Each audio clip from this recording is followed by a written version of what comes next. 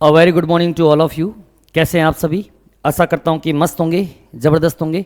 मैं डॉक्टर अमर एक बार पुनः आपका हार्दिक स्वागत करता हूं इस online platform magnet mind institute पर।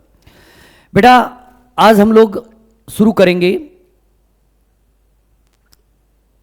क्लास 12th बायोलॉजी का सबसे इंपॉर्टेंट चैप्टर कह सकते हैं जिसे मोलिकुलर बायोलॉजी, या इस चैप्टर का जो नाम आपके एनसीईआरटी बुक के अंदर दे रखा है मोलिकुलर बेसिस ऑफ इनहेरिटेंस, वंशागति का आणविक आधार। चैप्टर का नाम हिंदी में क्या है बेटा? वंशागति का आणविक आधार। वंशागति का आणविक आधार, वंशागति का आणविक आधार या मॉलिकुलर बेसिस ऑफ इनहेरिटेंस जो चैप्टर है आज आपके सामने शुरू करेंगे। इसके एमसीक्यूज बेटा बहुत ही इंपॉर्टेंट चैप्टर है। हर बार लगभग 3 से 4 या कई बार 4 से 5 क्वेश्चन, 3 से 4 तो 101% आपको इस चैप्टर में से क्वेश्चन हर कंपटीशन एग्जाम के अंदर देखने को मिलेंगे। चाहे वह नीट पॉइंट ऑफ व्यू से बात करें, चाहे सीयूटी लेवल से बात करें, चाहे हम लोग बीएससी नर्सिंग या किसी भी तरह के कंपटीशन के लिए बात करें, तो यह चैप्टर बहुत ही इंपॉर्टेंट माना जाता है। तो ज़्यादा टाइम वेस्ट न करते हुए चलते हैं इस चैप्टर के फर्स्ट क्वेश्चन के ऊपर। बेटा, जो फर्स्ट क्वेश्चन है वह आपकी स्लाइड के ऊपर यह रहा कि in eukaryotic shell circular and double standard DNA occurs in. Eukaryotic कोशिका, या जिसको अपन लोग हिंदी के अंदर ससीम केंद्र की कोशिका कहते हैं, ससीम केंद्र की कोशिका में वर्ताकार और द्विरज्जुकी डीएनए किस में पाया जाता है? तो बेटा अपन सब जानते हैं कि 2 कोशिकांग ऐसे हैं। एक तो अगर अपन बात करें सूत्रकणिका की, सूत्रकणिका की, या जिसे हम लोग हिंदी के अंदर बोलते हैं बेटा माइटोकॉन्ड्रिया, इंग्लिश के अंदर बोलते हैं माइटोकॉन्ड्रिया और हिंदी के अंदर बोलते हैं सूत्रकणिका। और दूसरा जो कोशिकांग है उसका नाम है बेटा हरित लवक, हरित लवक, जिसे बोलते हैं बेटा क्लोरोप्लास्ट। क्या बोलते हैं? क्लोरोप्लास्ट। इन दोनों के अंदर खुद का डीएनए प्रेजेंट होता है। इन दोनों के अंदर सर्कुलर डबल स्टैंडर्ड डीएनए जो होता है वह प्रेजेंट होता है।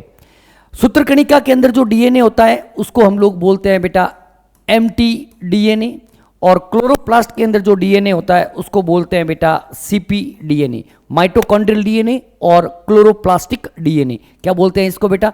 माइटोकॉन्ड्रियल डीएनए, और सीपी डीएनए को बोला जाता है बेटा क्लोरोप्लास्टिक डीएनए। क्या बोलते हैं बेटा? क्लोरोप्लास्टिक डीएनए कहते हैं। इज दैट क्लियर बेटा?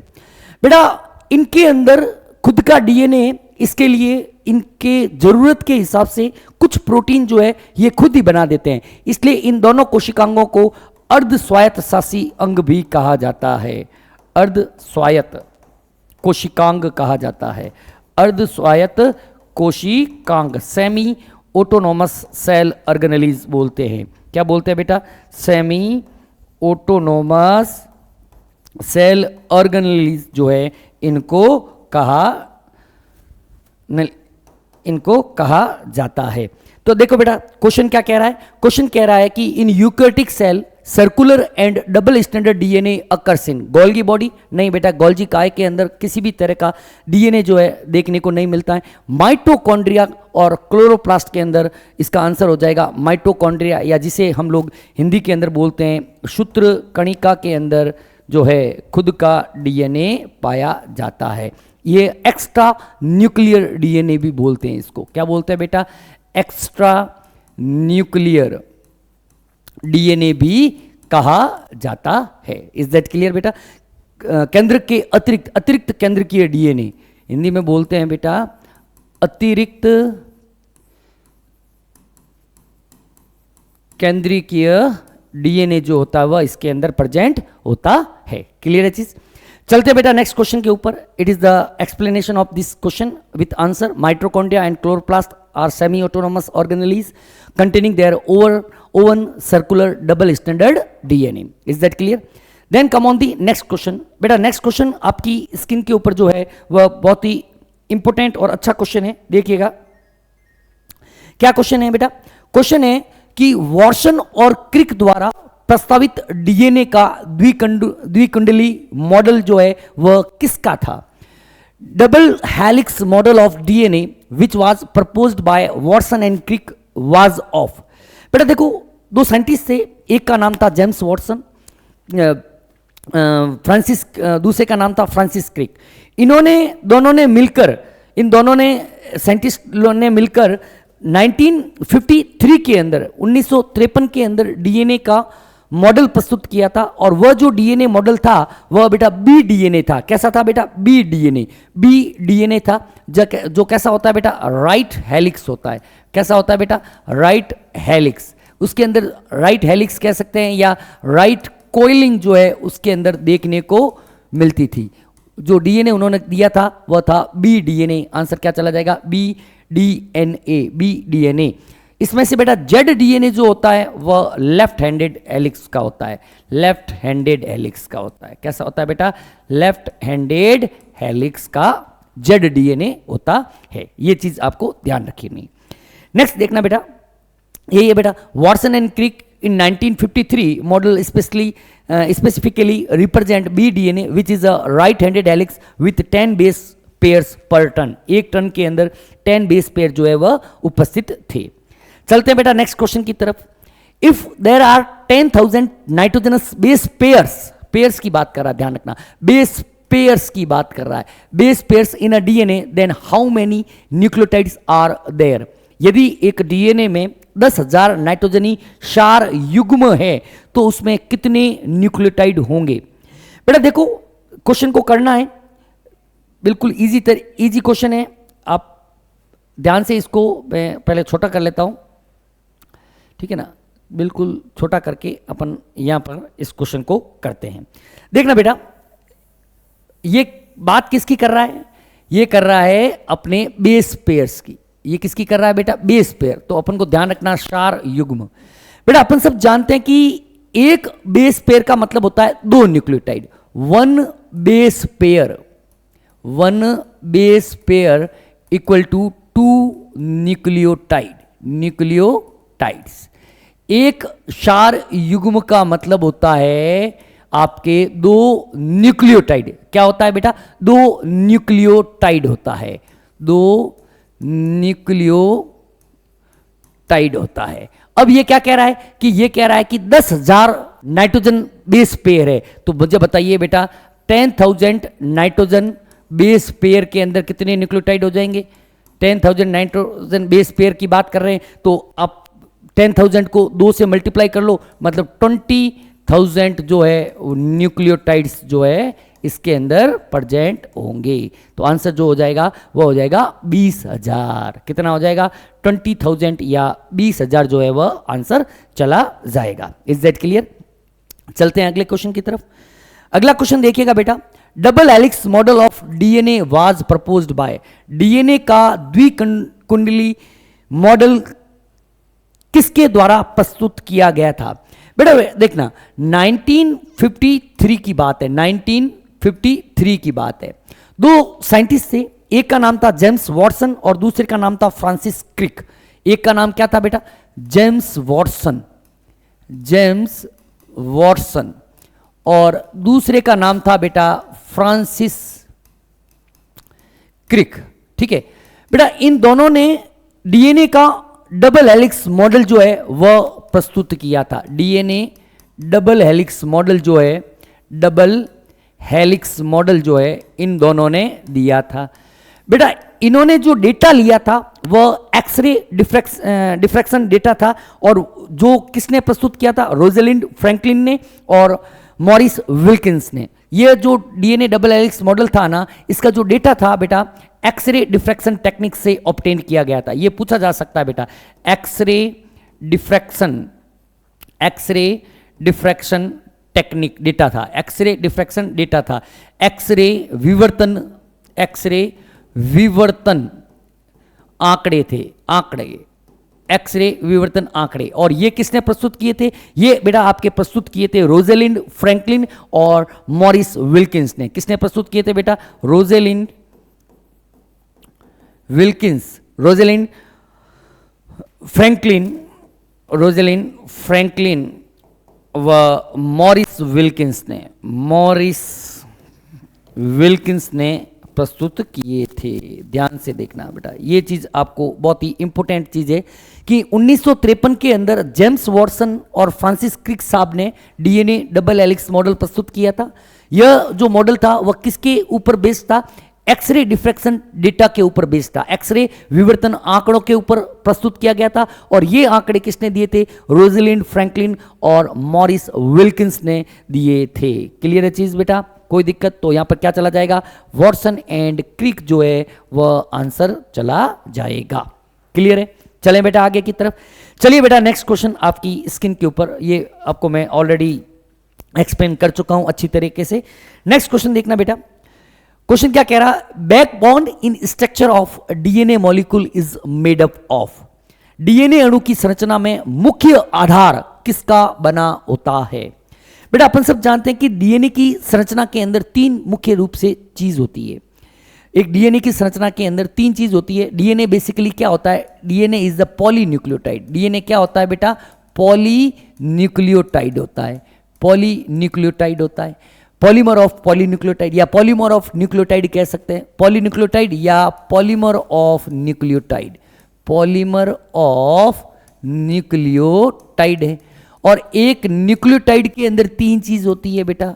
अपन सब जानते हैं कि एक न्यूक्लियोटाइड के अंदर एक तो होता है बेटा नाइट्रोजन बेस, बरोबर।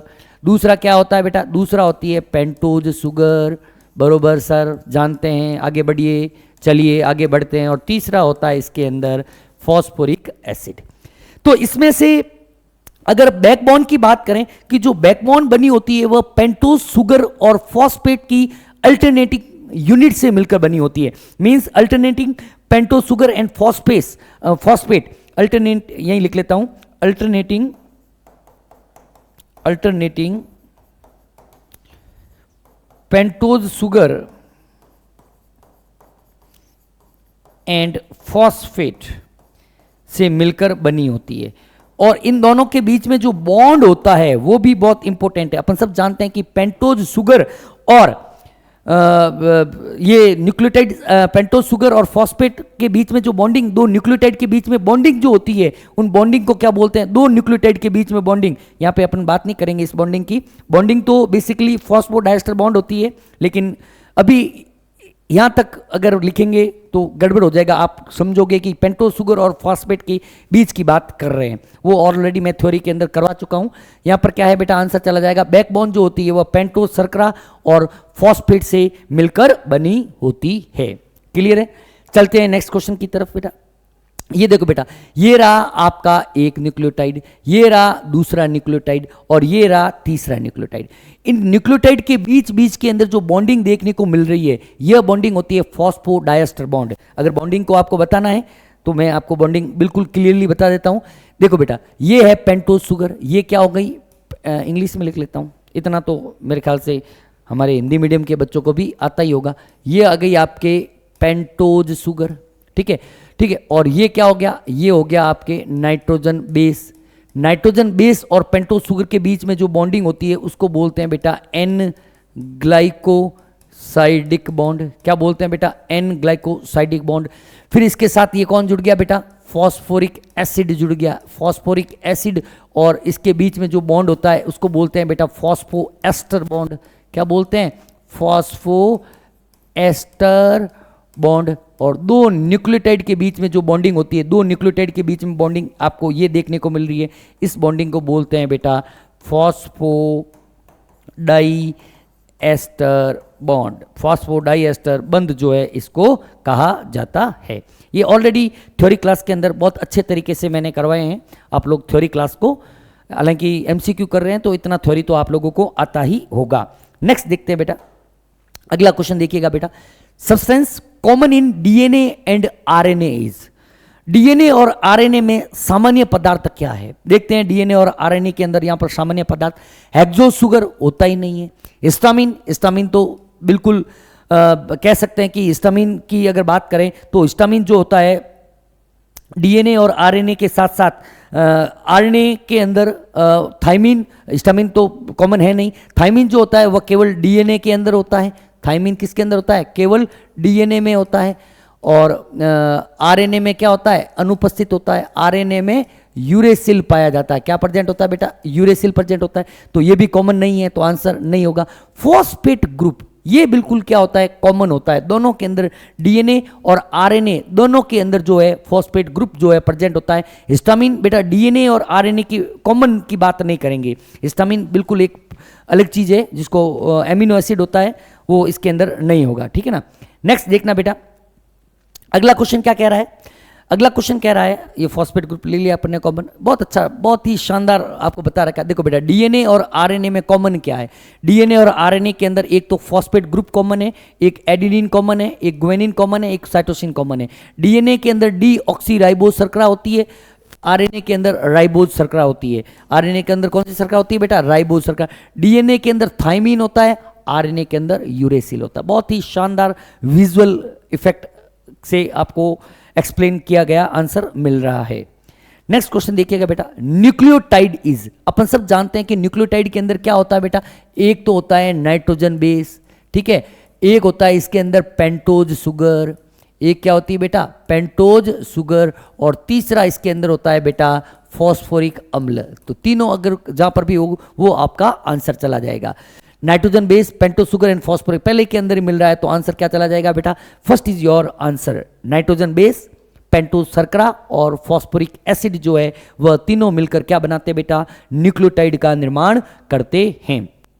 अगला देखिएगा बेटा, अगला क्वेश्चन देखना, nucleic acid DNA is not found in, nucleic अम्ल डीएनए किस में नहीं पाया जाता है?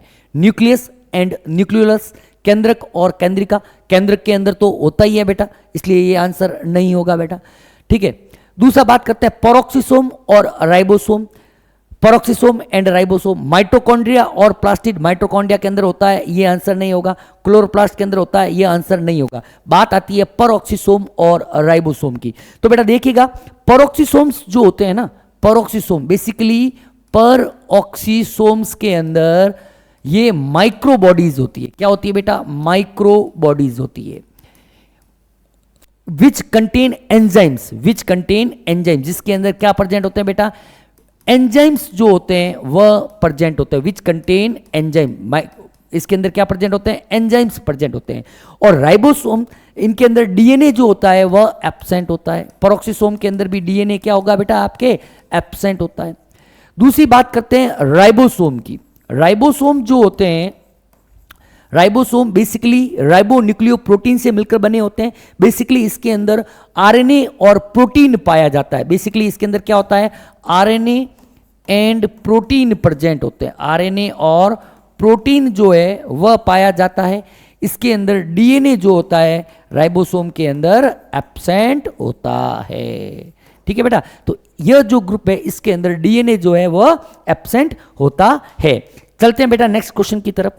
अगला क्वेश्चन आपकी स्क्रीन के ऊपर ये रहा, DNA is not present in, DNA किसमें उपस्थित नहीं होता? वापिस वही क्वेश्चन है, लेकिन ऑप्शन जो है वह अलग अलग है। माइटोकॉन्ड्रिया, अपन सब जानते हैं कि माइटोकॉन्ड्रिया के अंदर एम्प्टी डीएनए पाया जाता है। और एम्प्टी डीएनए कैसा होता है बेटा? Circular double standard. कैसा होता है बेटा? सर्कुलर डबल स्टैंडर्ड डीएसडीएनए जो होता प्रेजेंट होता है, तो माइटोकॉन्ड्रिया आंसर होगा नहीं। क्लोरोप्लास्ट के अंदर भी डीएनए होता है। कौन सा डीएनए होता है बेटा? सीपीडीएनए, आज ही अपन ने पढ़ा है। बैक्टीरियोफेज, बैक्टीरियोफेज या जिसको बोलते हैं जीवाणु भोजी, हिंदी में क्या लिखते हैं बेटा इसको? जीवाणु भोजी। जीवाणु भोजी, जीवाणु भोजी क्या होते हैं बेटा? विशेष प्रकार के विषाणु होते हैं जो जीवाणुओं का भक्षण करते हैं। ये क्या होते हैं बेटा? विषाणु जो जीवाणुओं का भक्षण करते हैं, भक्षण करते हैं। वायरसेस विच किल बैक्टीरिया, वायरसेस विच किल बैक्टीरिया, ऐसे वायरसेस होते हैं जो बैक्टीरिया को किल करते हैं। और बैक्टीरियोफेज के अंदर आपके बिल्कुल बेटा डबल स्टैंडर्ड डीएनए जो होता है वह प्रेजेंट होता है। कैसा डीएनए प्रेजेंट होता है बेटा? डीएस डीएनए जो होता है वह प्रेजेंट होता है। ठीक है, तो बैक्टीरियोफेज भी आंसर होगा नहीं। बचा कौन बेटा? टीएमवी ही आंसर होगा। पहले तो बात करते हैं टीएमवी की फुल फॉर्म होती है बेटा टोबैको मोज़ेक वायरस। क्या होती है बेटा? Tobacco mosaic virus. तंबाकू के अंदर डिजीज कॉज करता है एक ये वायरस, और इसके अंदर आपके सिंगल यह एक प्रकार का आरएनए वायरस है। कैसा है बेटा? आरएनए वायरस है, और इसके अंदर एसएसआरएनए जो होता है वह पाया जाता है आनुवांशिक पदार्थ के रूप में। क्लियर है बेटा? इतनी पूरी कहानी आपको क्वेश्चन पढ़ते ही माइंड के अंदर आनी चाहिए। चलते हैं बेटा नेक्स्ट क्वेश्चन की तरफ। नेक्स्ट क्वेश्चन देखिएगा, a nucleic acid contain thymine और methylated uracil then it should be. एक न्यूक्लिक अम्ल में थाइमिन या मिथाइलेटेड यूरेसिल होता है तो यह होना चाहिए। बेटा देखो बेटा, थाइमिन जो होता है, थाइमिन का एक दूसरा नाम और आप लोगों को याद रखना है, थाइमिन का नाम होता है 5 मिथाइल यूरेसिल। मतलब यूरेसिल के अंदर जो भी स्ट्रक्चर है उसके 5th नंबर कार्बन के ऊपर अगर मैथिल लगा दें तो थाइमिन आ जाता है। थाइमिन जो होता है it is present only in DNA. किसके अंदर प्रेजेंट होता है? Present only in DNA. जबकि आरएनए में क्या होता है बेटा? आरएनए के अंदर आपके यूरेसिल जो होता है वह उपस्थित होता है। तो किस में हो जाएगा बेटा? डीएनए के अंदर आपके थाइमिन या 5 मिथाइल लेटेड यूरेसिल जो होता है वह उपस्थित होता है। चलते हैं बेटा आगे की तरफ। अगला क्वेश्चन देखिएगा बेटा। अगला क्वेश्चन आपकी स्क्रीन के ऊपर ये रहा, ये मैंने ऑलरेडी, ये देखो बेटा, ये यूरेसिल की स्ट्रक्चर है। इसके 5 नंबर कार्बन पर 5 number 1 number carbon 2 number sorry एक मिनट 5 नंबर कार्बन के ऊपर आपके 5 मिथाइल यूरेसिल जो है 5 1 2 3 4 नहीं सॉरी 1 2 3 4 और सॉरी यहाँ पर 1 2 3 4 ऐसे नहीं होता बेटा। 5 मिथाइल यूरेसिल 5 नंबर कार्बन के ऊपर आपके मैथिल ग्रुप देखने को मिलते हैं। अच्छा, केमिस्ट्री अपन को पढ़नी नहीं है, केमिस्ट्री आपको मुझसे काफ़ी ज़्यादा अच्छी है।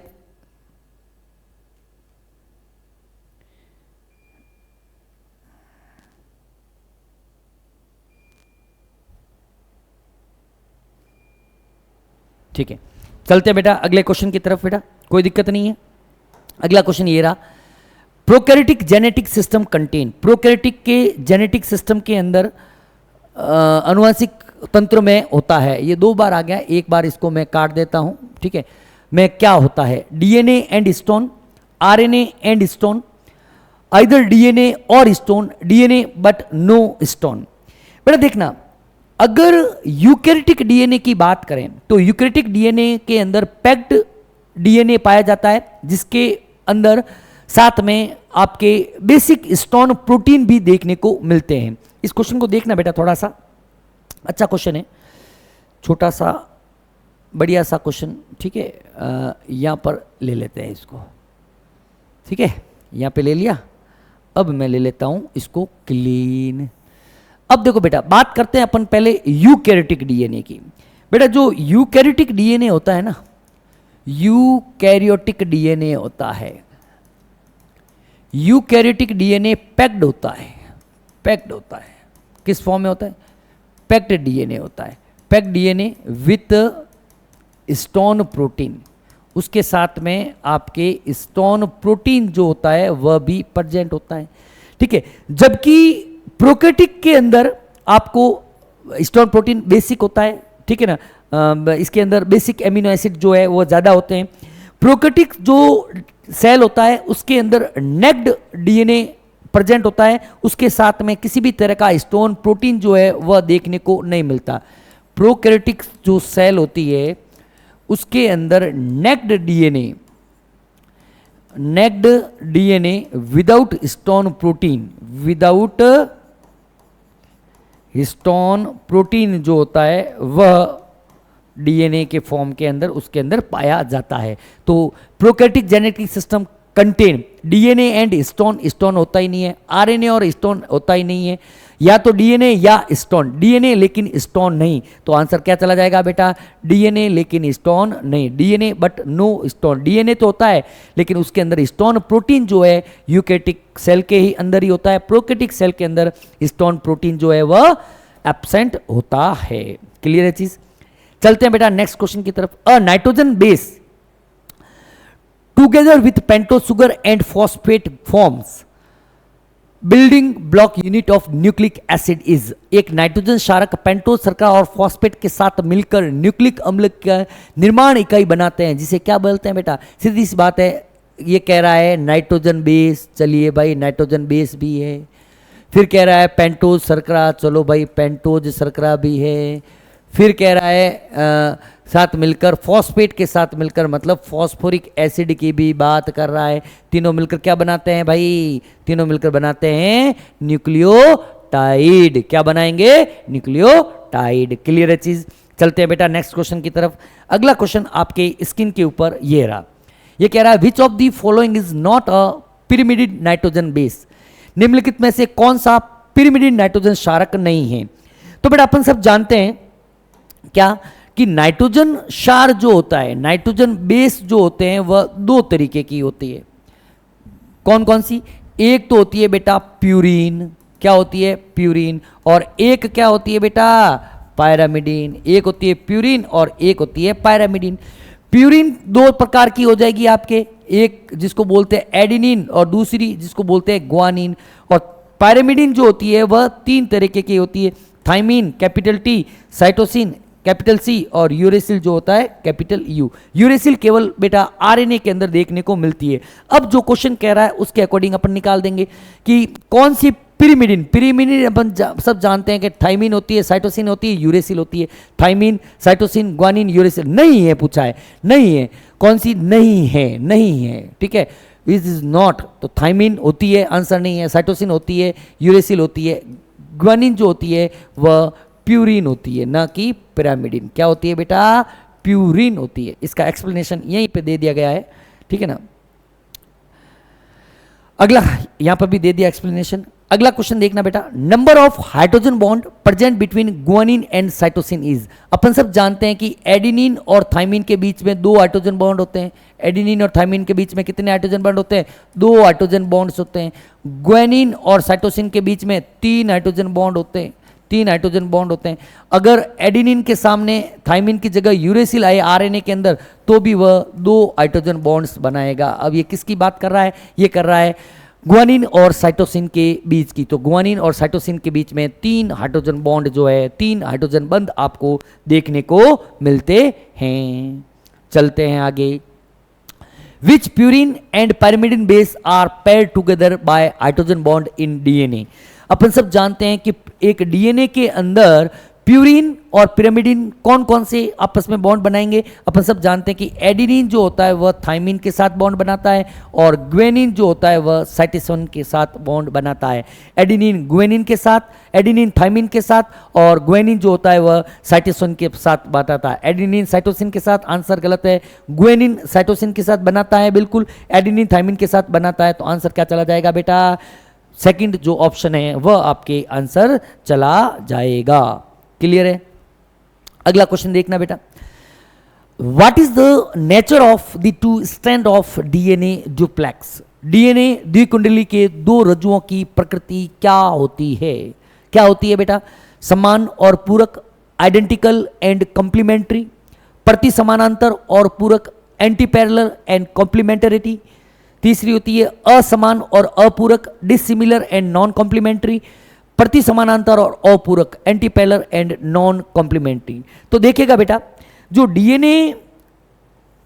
डीएनए की स्ट्रक्चर होती है, उस डीएनए के दोनों कुंडलन जो होते हैं, दोनों कुंडलन एक दूसरे के एंटी पैरेलल होते हैं। डीएनए के अंदर बात करें तो दोनों कुंडलन कैसे होते हैं, एंटी पैरेलल। प्रति समानांतर क्या होते हैं बेटा? प्रति समानांतर।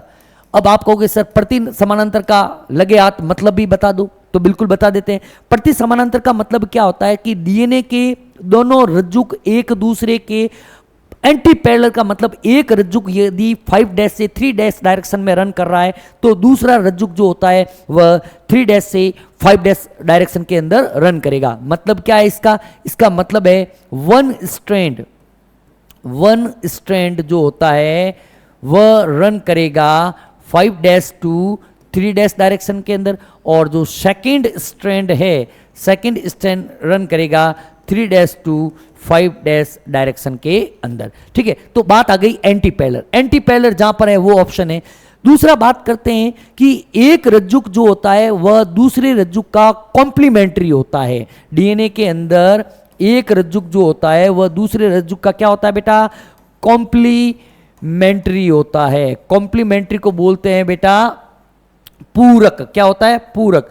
कहने का मतलब अगर एक रज्जुक ये है 5' से 3' और दूसरा रज्जुक अगर ये है 3' से 5', ठीक है, अगर बेटा यहां पर एडिनिन है तो सामने क्या होगा बेटा? थाइमिन होगा। अगर यहां पे ग्वेनिन है तो सामने क्या होगा बेटा? साइटोसिन होगा। एक दूसरे के क्या होंगे? कॉम्प्लीमेंट्री होंगे। एंटीपैरेलल एंड कॉम्प्लीमेंट्री। एंटीपैरेलल एंड कॉम्प्लीमेंट्री कहां आ रहा है? एंटीपैरेलल एंड कॉम्प्लीमेंट्री आ रहा है ऑप्शन नंबर सेकंड के अंदर। तो आंसर जो चला जाएगा आपके ऑप्शन नंबर सेकंड जो है वह चला जाएगा। अगला क्वेश्चन देखिएगा बेटा, क्या कह रहा है? On an average how many purine nitrogen base are present in a single coil of DNA. औसतन डीएनए के एक कोइल में कितने प्यूरिन नाइट्रोजन क्षारक उपस्थित होते हैं? कितने प्यूरिन नाइट्रोजन क्षारक उपस्थित होते हैं? देखो बेटा बहुत अच्छा क्वेश्चन है। सिंगल टर्न ऑफ डीएनए की बात करें, बी अगर कुछ भी डीएनए के बारे में नहीं दे रखा है तो हमें क्वेश्चन जो है वो बी डीएनए के डेटा के बेसिस के ऊपर करना होता है। और अपन सब जानते हैं कि एक सिंगल टर्न के अंदर 10 बेस पेयर होते हैं। देखना बेटा सिंगल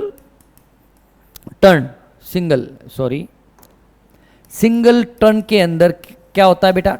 10 बेस पेयर्स होते हैं। अपन सब जानते हैं कि सिंगल टर्न के अंदर 10 बेस पेयर होते हैं और एक बेस पेयर के अंदर हमेशा एक प्यूरिन और एक पिरिमिडिन होता है। एक बेस पेयर के अंदर एक प्यूरिन होगा और एक क्या होगा? पायरिमिडिन होगा। प्यूरिन को मैं PU से डिनोट कर रहा हूं, पायरिमिडिन को PY से। यहां पे लिख लेता हूं, प्यूरिन को मैं डिनोट कर रहा हूं PU से और पायरिमिडिन को डिनोट कर रहा हूं PY से। ठीक है बेटा, अब ये कह रहा है कि औसतन डीएनए के एक कुंडलन में कितने प्यूरिन नाइट्रोजन क्षार युग्म होते हैं। तो बेटा ये ऐसा कोई फिक्स नहीं है कि एक जैसे एक बेस पेयर के फिक्स ही है, एक बेस पेयर के अंदर एक प्यूरिन और एक पिरिमिडिन है तो 10 बेस पेयर के अंदर क्या होंगे बेटा? 10 ही प्यूरिन होंगे और 10 ही क्या होंगे बेटा? पायरिमिडिन होंगे। तो आंसर क्या चला जाएगा बेटा? 10 जो है वह आपके आंसर यहां पर चला जाएगा। इंपॉर्टेंट क्वेश्चन है, लगा लीजिए। अच्छा क्वेश्चन है बेटा, ठीक है, कंफ्यूज करने वाला क्वेश्चन है, कंफ्यूज होना नहीं है। Okay, then come on the next question. Next question देखना बेटा, in the DNA of an animal percentage of adenine is 30, then percentage of guanine will be. एक जानवर के डीएनए में एडेनिन का प्रतिशत 30 दे रखा है और ग्वानिन का प्रतिशत पूछा है। देखो बेटा इस क्वेश्चन को कैसे करते हैं, मैं पूरी की पूरी आपको जो है अच्छे तरीके से मैं आपको क्वेश्चन जो है वह कराऊंगा, आप बेफिक्र रहिए। देखना इस क्वेश्चन को अच्छी तरीके से कैसे कर रहे हैं, क्योंकि जरूरी नहीं है कि हर एक बच्चे को आते होंगे। अपन इस क्वेश्चन को बिल्कुल अच्छे ढंग से किस फॉर्म के अंदर आपको करना है। देखना बेटा, ये कह रहा है एक डीएनए है जिसके अंदर एडेनिन का परसेंटेज दे रखा है, एडेनिन दे रखा है आपको 30%, ठीक है, और क्या पूछा है बेटा? ग्वानिन पूछा है। देखो अपन सब जानते हैं कि if adenine equal to 30% then thymine भी कितना हो जाएगा बेटा? 30% हो जाएगा। सीधी सी बात है, एडेनिन किसके साथ जुड़ता है? एडेनिन बेटा थाइमिन के साथ जुड़ता है। तो एडेनिन का जितना परसेंटेज होगा उतना परसेंटेज किसका होगा बेटा? थाइमिन का होगा। सीधी सी गणित है बेटा। अगर मैं कहता हूं एक शादी के अंदर 10 दूल्हे हैं तो पूछ लिया कि दुल्हनें कितनी होगी, तो बेटा 10 दूल्हे हैं तो दुल्हनें भी कितनी होगी? 10 होगी। सीधी सी बात है कि एडेनिन अगर 30% है तो थाइमिन भी कितना हो जाएगा? 30%। टोटल कितना है? 100%। तो एडेनिन प्लस थाइमीन कितना हो जाएगा 30% प्लस 30% मतलब कितना हो गया बेटा 60% हो गया। टोटल कितना है, टोटल हमेशा 100% लेना है। तो गुएनिन और साइटोसिन कितना हो जाएगा, G प्लस सी कितना हो जाएगा बेटा 100% माइनस 60%, मतलब गुएनिन प्लस साइटोसिन कितना आ जाएगा 40% आ जाएगा। और अपन सब जानते हैं कि जितना गुएनिन है उतना का उतना साइटोसिन है। अब we know that guanine equal to कितना होता है साइटोसिन, तो G कितना हो जाएगा बेटा 20% और C भी कितना हो जाएगा आपके 20%। तो आंसर क्या चला जाएगा, गुआनिन का परसेंटेज पूछा है तो बेटा 20, ये रहा 20 आंसर 20, ये है मतलब 2 बार लिखे हुए हैं ऑप्शन, ठीक है ना। पहले आप लोग इसको काट दो 2 बार, नहीं तो कंफ्यूज होंगे सर 70 माइनस 70 क्या है, ठीक है। इनको काट दीजिए, इसको आप लोग काट दीजिए। क्लियर है बेटा यहां तक, किसी तरह की कोई दिक्कत। चलते हैं बेटा नेक्स्ट क्वेश्चन की तरफ। नेक्स्ट क्वेश्चन क्या कह रहा है, length of one loop of B DNA is, B DNA के एक घुमाव या एक लूप की लंबाई कितनी होती है। बेटा एक लूप अपन सब जानते हैं कि एक लूप जो होता है डीएनए के अंदर, बी डीएनए की बात करते हैं अपने सिलेबस के अंदर, बी डीएनए है उसकी जो लंबाई होती है 3.4 नैनोमीटर होती है। कितनी होती है बेटा 3.4 नैनोमीटर, या इसे ही हम लोग 34 एंगस्ट्रॉम कहते हैं, because we know that 1 nanometre equal to 10 to power minus 9 metre and 1 angstrom equal to 10 to power of minus 10 metre. तो एक लूप की लंबाई जो होती है 3.4 नैनोमीटर होती है। ऑप्शन के अंदर कहीं पर आपको दिख रहा है बेटा 3.4 नैनोमीटर, 3.4 नैनोमीटर के सर हमें तो पहले ऑप्शन के अंदर ही दिख रहा है, तो आंसर भी क्या हो जाएगा बेटा, पहला ऑप्शन जो है वो आपका आंसर हो जाएगा। चलते हैं बेटा नेक्स्ट क्वेश्चन की तरफ। मजा आ रहा है ना, मैं कह रहा हूं ना, molecular biology one of the very important topic of biology, highly interesting and marks making chapter है ये। देखिएगा बेटा क्वेश्चन कि if base order in one chain of DNA is that, then how many number of hydrogen bond found in DNA duplex। यदि DNA की एक श्रृंखला में बेस का क्रम ये है तो DNA डुप्लेक्स में हाइड्रोजन बॉन्ड की संख्या कितनी होगी। देखिए क्या बेटा कि कुछ सीक्वेंस आपको दे रखी है, देखते हैं किस तरीके से इस क्वेश्चन को भी करना है आपको। बहुत अच्छे अच्छे क्वेश्चन बनाए हैं, ठीक है। देखिएगा बेटा, इतनी जगह मेरे लिए बहुत होगी। देखो बेटा ये एक डीएनए का सीक्वेंस दे रखा है ATCGA। तो सबसे पहले हमें इनके सामने वाले डुप्लेक्स मतलब स्टैंड को बताना पड़ेगा।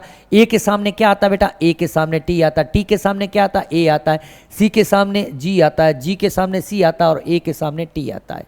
अब इनके बीच में हम लोग बॉन्डिंग देखें बेटा, अपन सब जानते हैं ए जो होता है वह थाइमिन के साथ 2 हाइड्रोजन बॉन्ड बना के रहता है, टी जो है वह 2 बॉन्ड बना के रहता है, सी जो है वह 3 बॉन्ड बना के रहता है, जी 3 बॉन्ड बना के रहता है और ए 2 बॉन्ड बना के रहता है। बॉन्ड को गिन लो, 2 2 4 3 7 3 10 और 2 12, तो आंसर क्या चला जाएगा आपका 12। लेकिन अगर फर्स्ट करना तो यहीं पे काउंट कर लो, सामने लिखने की जरूरत भी नहीं है। एडिनिन है तो 2 बॉन्ड, थाइमिन है तो 2 बॉन्ड, साइटोसिन है तो 3 बॉन्ड, ग्वानिन है तो 3 बॉन्ड, एडिनिन है तो 2 बॉन्ड। यहाँ पर भी गिन सकते हैं डायरेक्ट, ऐसे भी जैसे ऐसे लिख लिया ATCGA, लिखने की भी जरूरत नहीं है, डायरेक्ट 2 2 4 3 7 3 10 और 2 12, 12 जो है हाइड्रोजन बॉन्ड देखने को मिलेंगे। क्लियर है।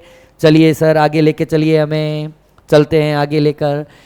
डीएनए में प्यूरिन नाइट्रोजन बेस है, इन डीएनए प्यूरिन नाइट्रोजन बेसिस है। प्यूरिन बेटा 2 तरीके की होती है, एक तो होती है आपके एडिनिन जिसको हम लोग कैपिटल ए से डिनोट करते हैं, और एक होती है बेटा ग्वानिन जिसको कैपिटल जी से डिनोट किया जाता है।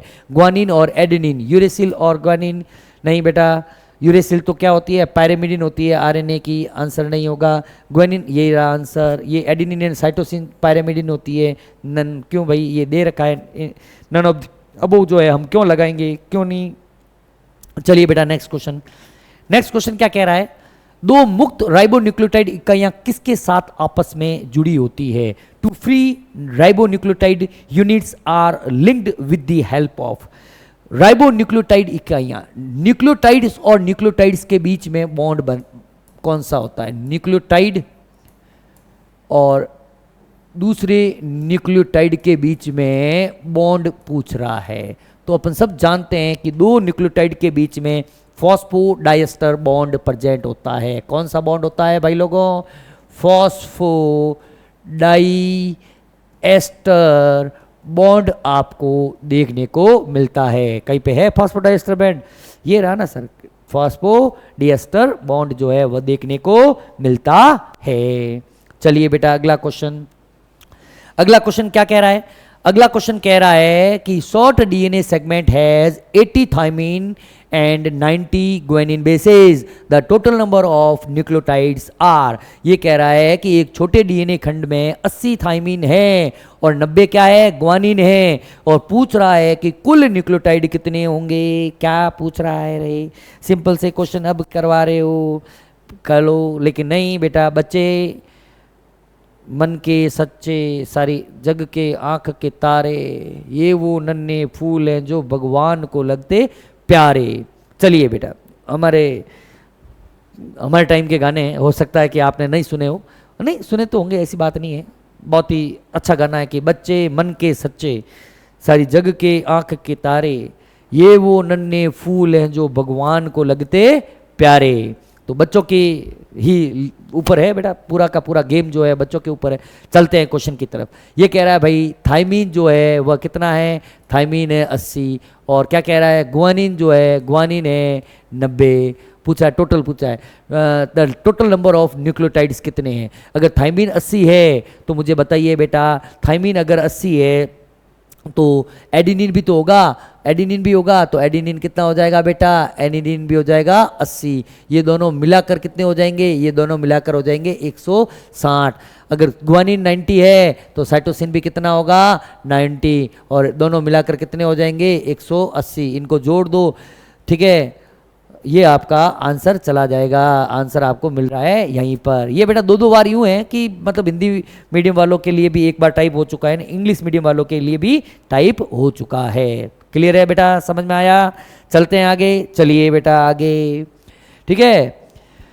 अगला क्वेश्चन प्रोकैरियोटिक डीएनए है। प्रोकैरियोटिक डीएनए कैसा होता है बेटा? प्रोकैरियोटिक सेल के अंदर जो डीएनए होता है अपन सब जानते हैं कि single highly coiled double standard circular DNA होता है। कैसा होता है बेटा? Single highly coiled, single highly coiled double standard circular DNA होता है। सर्कुलर, ये इंपॉर्टेंट है बेटा प्रोकैरियोटिक के अंदर। जबकि यूकैरियोटिक की बात करें, यूकैरियोट्स की बात करें तो यूकैरियोट्स के अंदर आपको लीनियर डीएनए देखने को मिलता है। यूकैरियोट्स के अंदर लीनियर होता है, बैक्टीरियोफेज के अंदर लीनियर होता है। तो ये है, देख लो बेटा, double standard circular, single standard थोड़ी होगा बेटा, डबल स्टैंडर्ड लीनियर नहीं होता है। Double standard RNA as nucleic acid, ऐसी भी बात भी नहीं है। क्या हो जाएगा बेटा? डबल स्टैंडर्ड सर्कुलर जो होता है, द्विरज्जु की वर्तुलाकार डीएनए आपको देखने को मिलता है। चलिए बेटा नेक्स्ट क्वेश्चन की तरफ। A nucleoside differ from nucleotide is not having. अपन सब जानते हैं कि देखिएगा बेटा, यहीं पे लिख लेता हूं, क्या होता है कि एक होता है न्यूक्लियोसाइड, ठीक है। न्यूक्लियोसाइड के अंदर क्या होता है कि जो नाइट्रोजन बेस है, यह नाइट्रोजन बेस जुड़ी होती है पेंटोज शुगर के साथ। किसके साथ जुड़ी होती है? पेंटोज शुगर के साथ। इनके बीच में अगर बॉन्डिंग की बात करें, इनके बीच में बॉन्ड की बात करें तो बॉन्ड होता है बेटा एन ग्लाइकोसाइडिक बॉन्ड होता है, ठीक है। फिर बात करते हैं कि सर तो लगे हाथों हमें न्यूक्लियोटाइड भी पढ़ा दो, तो चलो भाई न्यूक्लियोटाइड भी देख लो। न्यूक्लियोटाइड क्या होता है बेटा? न्यूक्लियोटाइड आपके होता है न्यूक्लियोसाइड प्लस फॉस्फोरिक एसिड। क्या होता है, न्यूक्लियोटाइड प्लस फॉस्फोरिक एसिड। चलो भाई न्यूक्लियोसाइड वापस लिखो, अपन सब जानते हैं न्यूक्लियोसाइड की जगह मैं लिख सकता हूं nitrogen base plus pentose sugar और साथ में क्या होता है, साथ में भाई लोगों होता है फॉस्फोरिक एसिड। यहां पर जो बॉन्डिंग देखने को मिलती है, इनके बीच में जो बॉन्ड होता है, न्यूक्लियोसाइड और फॉस्फोरिक एसिड के बीच में बॉन्ड होता है, उस बॉन्ड को बोलते हैं बेटा फॉस्फो एस्टर बॉन्ड। क्या बोलते हैं बेटा, फॉस्फो एस्टर बॉन्ड। तो दोनों के बीच में काय का डिफरेंस होता है, दोनों के बीच में फॉस्फोरिक एसिड या फॉस्फेट समूह का जो है वह डिफरेंस देखने को मिलेगा। न्यूक्लियोसाइड और न्यूक्लियोटाइड के बीच में फॉस्फेट का आपको डिफरेंस देखने को मिलेगा। तो आंसर क्या चला जाएगा बेटा, फॉस्फेट। चलें आगे, चलो सर आगे चलो, ज़्यादा टाइम वेस्ट मत करो, चलते हैं आगे। ये लो आपका अगला question. Wilkins x showed that diffraction ray diameter of the DNA helix is। Wilkins के एक्सरे विवर्तन ने दिखाया कि डीएनए हेलिक्स का जो व्यास होता है, अपन सब जानते हैं, यह जो विल्किंस ने जो डीएनए का मॉडल दिया था वह दिया था बेटा बी डीएनए के लिए डेटा दिए थे, और बी डीएनए का जो व्यास होता है वह होता है 20 एंगस्ट्रॉम, 20 इंटू 10⁻⁻10 मीटर। कितना होता है, 20 एंगस्ट्रॉम के करीब होता है। आंसर क्या चला जाएगा, 20 एंगस्ट्रॉम। क्लियर है बेटा, चलते हैं आगे की तरफ। If the DNA of animal percentage of adenine is 30 then percentage of guanine कितना हो जाएगा, सीधा है बेटा। देखो अगर एडिनिन 30 है तो थाइमिन भी कितना हो जाएगा, 30। एडिनिन और थाइमिन मिलकर कितना हो जाएगा, 60। ठीक है, तो ग्वेनिन और साइटोसिन कितना हो जाएगा, 40। तो मतलब ग्वेनिन कितना हो जाएगा, 20। साइटोसिन कितना हो जाएगा, 20। किसका पूछा है, ग्वेनिन का पूछा है। तो आंसर क्या चला जाएगा, 20 जो है वो आपके आंसर चला जाएगा। क्लियर है भाई, बिल्कुल कि सर हमारे तो क्लियर ही है। चलो भाई आगे बढ़ते हैं, आगे बढ़ते रहो। Length of one loop of DNA is, एक डीएनए की लूप अभी बताइए बेटा। एक कंप्लीट लूप जो होता है, वन कंप्लीट लूप की 3.4 नैनोमीटर होती है। 3.4 नैनोमीटर मतलब एक कंप्लीट लूप के अंदर आपके क्या होंगे, 10 बेस पेयर होंगे। तो 2 बेस पेयर के बीच में, यहाँ एक लाइन ये भी लिख लो, 2 बेस पेयर के बीच दूरी कितनी हो जाएगी बेटा, भाई दूरी हो जाएगी इसकी डिवाइड बाई 10 मतलब 0.34 नैनोमीटर। ये भी आप लोग थोड़ा ध्यान रखिएगा। Length of one loop, length की बात कर रहे हैं, लेंथ क्या चली जाएगी बेटा, 3.4 नैनोमीटर जो है डीएनए की लेंथ होगी। चलते हैं आगे बेटा, देखो बेटा अगला question. If base order in one chain of DNA is that then how many number of hydro, यहीं से कैलकुलेट कर लेते हैं। ए है तो सामने टी होगा, यहाँ पे 2 होगा, 2 और 2 4, 3 7, 3 10, 2 12। अच्छा सेम रिपीट क्वेश्चन हो गया बेटा, रिपीट हो गया, कोई बात नहीं, रिपीट हो गया तो आपको प्रैक्टिस ही हुई। समस्या क्या है ये ऐसे देख लो। नेक्स्ट देखना बेटा, in DNA purine nitrogen bases are, purine की बात कर रही है। अपन सब जानते हैं कि प्यूरिन जो होती है वह एडिनिन और ग्वेनिन होती है, पायरिमिडिन होती है, वह 3। डीएनए की बात कर रहा है, थाइमिन होती है और साइटोसिन होती है। आरएनए के अंदर यूरेसिल, ये किस में होती है बेटा, आरएनए के अंदर। ये किसके अंदर होती है बेटा, डीएनए के अंदर। अब ये जिसकी पूछ रहा है लिख लो, DNA purine nitrogen base, adenine and guanine, adenine and cytosine, uracil and guanine. क्या होगा बेटा, guanine and adenine, adenine and guanine, ये लिख रखा बेटा, ग्वेनिन और ग्वानिन और एडिनिन जो होता है वह डीएनए के अंदर प्यूरिन नाइट्रोजन क्षार होती है। RNA contain which of the following base in place of thymine in of DNA. RNA के अंदर अपन सब जानते हैं कि थाइमिन की जगह पर क्या प्रेजेंट होता है बेटा, थाइमिन की जगह पर यूरेसिल पाया जाता है। आरएनए में डीएनए के थाइमिन के स्थान पर क्या पाया जाता है बेटा, यूरेसिल जो है वह देखने को मिलता है। क्लियर चीज, चलते हैं आगे।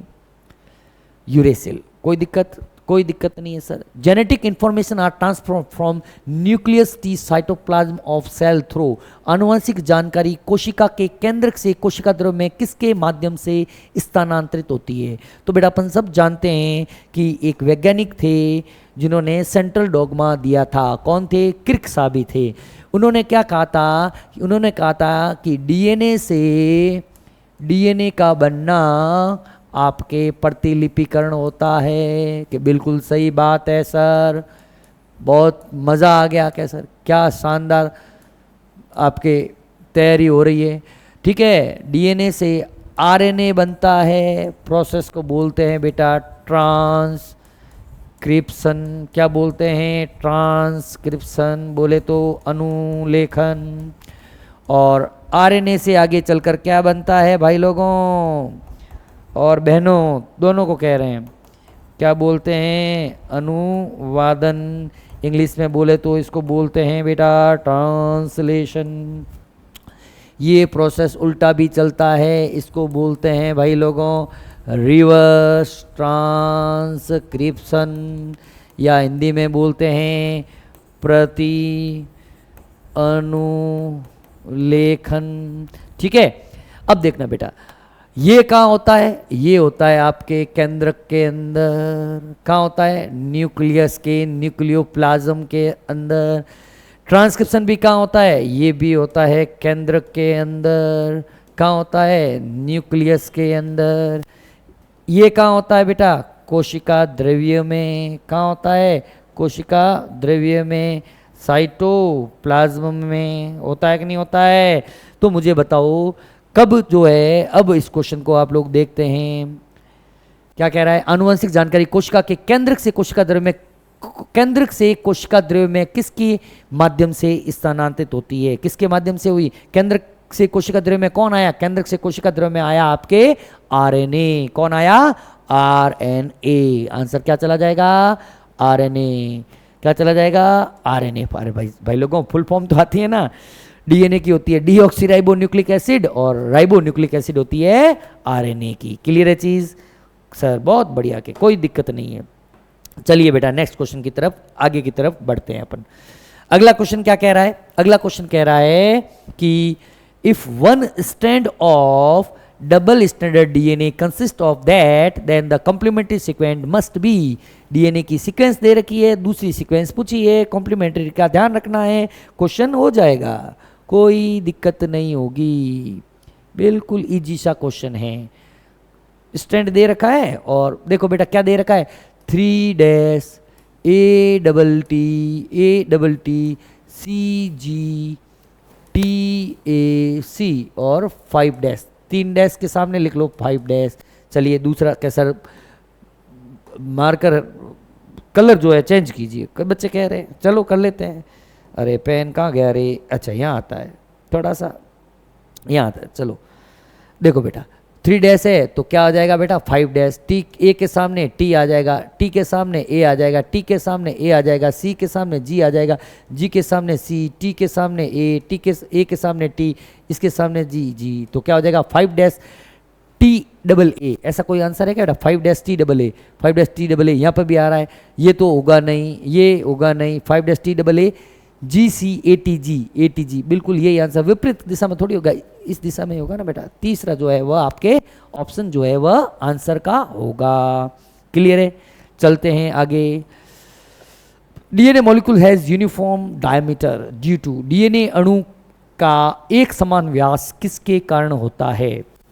बेटा एक समान व्यास इसके कारण होता है कि डीएनए के अंदर एक प्यूरिन जो होता है वह हमेशा पायरिमिडिन के साथ बाइंड होता है और उनके बीच में अप्रॉक्सीमेट 20 एंगस्ट्रॉम का डायमीटर रहता है। ठीक है ना, कि उनका जो एक समान व्यास क्या होता है कि a purine is always a purine, ये इसका आंसर होना चाहिए। A purine is always joins with other की जगह हट भाई, विथ पायरामिडिन। एक प्यूरिन जो होता है पायरामिडिन के साथ जुड़ता है। डबल स्टैंडर्ड के कारण नहीं भाई, ऐसा नहीं होता है। प्रेजेंस ऑफ फॉस्फेट के कारण नहीं, फॉस्फेट की उपस्थिति के कारण भी नहीं होता है। प्यूरिन और pyrimidine के बीच विशिष्ट बेस पेयरिंग के कारण, इस base pairing between purine and purine के बीच में थोड़ी होती है, विशिष्ट बेस पेयरिंग किसके बीच में होती है, आपके प्यूरिन और pyrimidine के बीच में होती है। चलिए बेटा अगला क्वेश्चन, फॉलोइंग स्ट्रक्चर इज, अच्छा स्ट्रक्चर आपके दे ही नहीं रखी है, कौन सी स्ट्रक्चर को, मतलब ये क्वेश्चन जो है आपको डिलीट करना है। चलो भाई 75 नंबर में डिलीट कर लेता हूँ, थोड़ा आराम भी मिल जाएगा, डिलीट कर लेते हैं। गलत क्वेश्चन है, क्यों दें आपको गलत क्वेश्चन, ठीक है ना। आप लोग बड़े चाव से, दिल के साथ, मन के साथ आप आते हो और हम आपको गलत क्वेश्चन दें, ऐसा थोड़ी है, हम बिल्कुल नहीं देंगे, ठीक है। चलिए बेटा नेक्स्ट क्वेश्चन आपकी स्क्रीन के ऊपर ये रहा, क्या कह रहा है, if the sequence of bases in one strand of DNA is known, then the sequence of other strand can be predicted on the basis of, यदि डीएनए के एक स्ट्रैंड में क्षारों का अनुक्रम ज्ञात हो तो दूसरे स्ट्रैंड के अनुक्रम की भविष्यवाणी किसके आधार पर की जा सकती है, बिल्कुल कॉम्प्लीमेंट्री के आधार पर की जा सकती है, एंटीपैरेलल के आधार पर नहीं की जा सकती, कॉम्प्लीमेंट्री के आधार पर, पूरकता के आधार पर की जा सकती है। क्यों, क्योंकि अपन सब जानते हैं कि प्यूरिन के सामने 101% कौन होगा, प्यूरिन के सामने दूसरा कोई ना कोई pyrimidine प्रेजेंट होगा, और अपन सब जानते हैं एडिनिन के सामने कौन होगा, थाइमिन होगा, ग्वेनिन के सामने कौन होगा, साइटोसिन होगा। अगर थाइमिन है तो एडिनिन होगा, बिल्कुल कॉम्प्लीमेंट्री के अकॉर्डिंग अपन पता लगा सकते हैं कि एक रज्जुक ऐसा है तो दूसरा रज्जुक कैसा होगा। चलिए बेटा नेक्स्ट क्वेश्चन, अगला क्वेश्चन क्या है, the unequal proof that DNA is the genetic material come from the experiment of, यह असंदिग्ध प्रमाण है कि डीएनए अनुवांशिक पदार्थ है, किसके प्रयोग से निष्कर्ष निकाला गया था, बताइए, आप बताइए।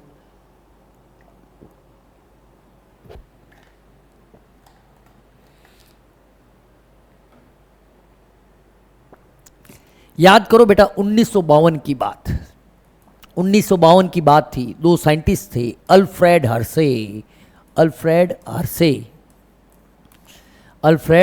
हर्शे और दूसरे का नाम था मार्था चेस। क्या नाम था बेटा, मार्था चेस।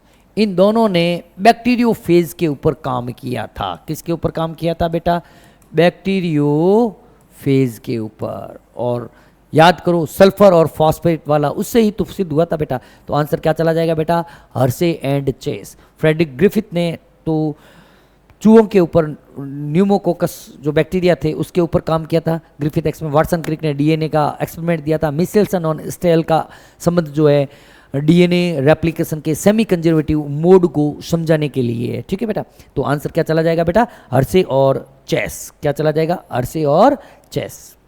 अगला question, in process of replication deoxyribo nucleoside triphosphate, इनको बेटा कहा जाता है डीएनटीपीज। क्या बोलते हैं बेटा, डीएनटीपीज, डीऑक्सीराइबो न्यूक्लियोसाइड ट्राइफॉस्फेट। ये जो डीएनटीपीज जो होते हैं ना, डीएनटीपीज का मतलब अपन कह सकते हैं एडिनिन है, थाइमिन है, ग्वानिन है, साइटोसिन है, ये डीएनटीपीज है।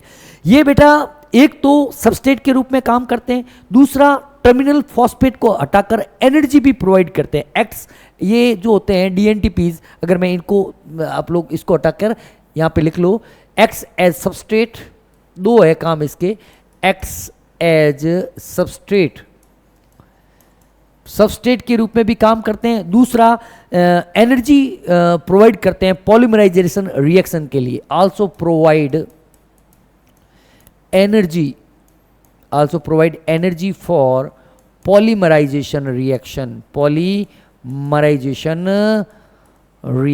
polymerization reaction के लिए एनर्जी भी प्रोवाइड करने का काम डीएनटीपी करते हैं।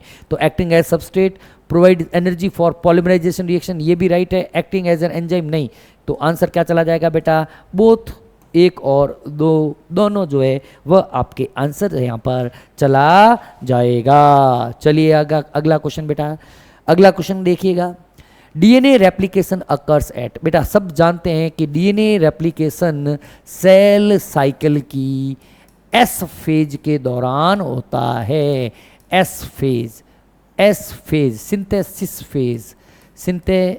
फेज के दौरान, सिंथेटिक नहीं सिंथेसिस बोलते हैं बेटा, सिंथेसिस फेज के दौरान आपको डीएनए रेप्लिकेशन देखने को मिलता है। एस अवस्था या एस स्टेज के दौरान डीएनए का प्रतिलिपिकरण होता है, जिसकी वजह से डीएनए का अमाउंट जो है, amount of DNA double, amount of DNA जो होता है, अमाउंट ऑफ डीएनए कैसा हो जाता है भाई लोगों, दुगुना हो जाता है। लेकिन गुणसूत्रों की संख्या में कोई परिवर्तन नहीं होता, ये भी ध्यान रखना।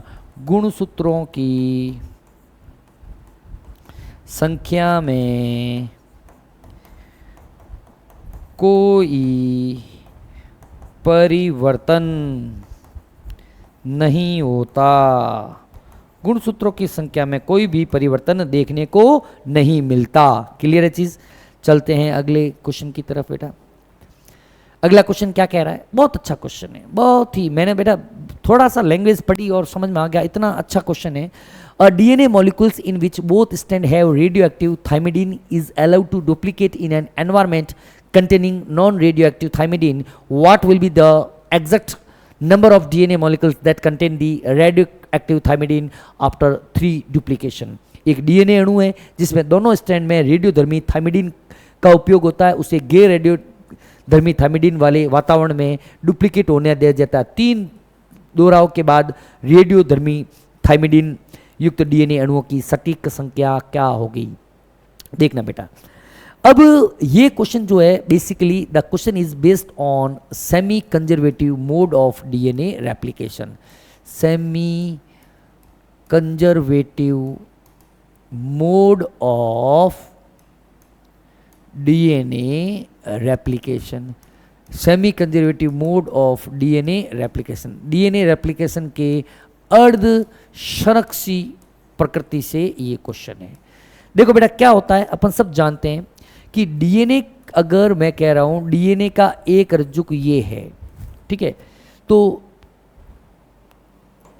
क्या होता है बेटा, जब इससे 2 रज्जुक बनेंगे ना तो एक स्टैंड तो वही रहता है और एक स्टैंड जो है, चलो मैं इसको अलग कलर ले लेता हूं, एक स्टैंड वही रहता है और एक स्टैंड जो है वह नया बनता है, ठीक है। एक स्टैंड वही रहता है और इसको मिटाओ बेटा, एक रज्जुक जो है वह नया बनता है। इसको बोलते हैं बेटा अर्ध संरक्षी या semi conservative mode of DNA replication. क्या बोलते हैं बेटा? Semi conservative mode of DNA replication, DNA प्रतिलिपिकरण की अर्ध संरक्षी प्रकृति के ऊपर यह क्वेश्चन है। अब देखना बेटा, अब इस क्वेश्चन को मैं किस तरीके से करूंगा बेटा, मैं रेडियो एक्टिव के लिए वर्ड का मैं लूंगा आर और नॉन रेडियो एक्टिव के लिए वर्ड का मैं लूंगा एन, ठीक है बेटा। अब ये क्वेश्चन क्या कह रहा है? ये क्वेश्चन कह रहा है कि एक 2 स्टैंड है, दोनों ही रेडियो एक्टिव है, तो मैं दोनों के लिए लिख लेता हूं आर आर। चलो इधर लिखते हैं, या तो मैं क्वेश्चन सॉल्व कर दूंगा।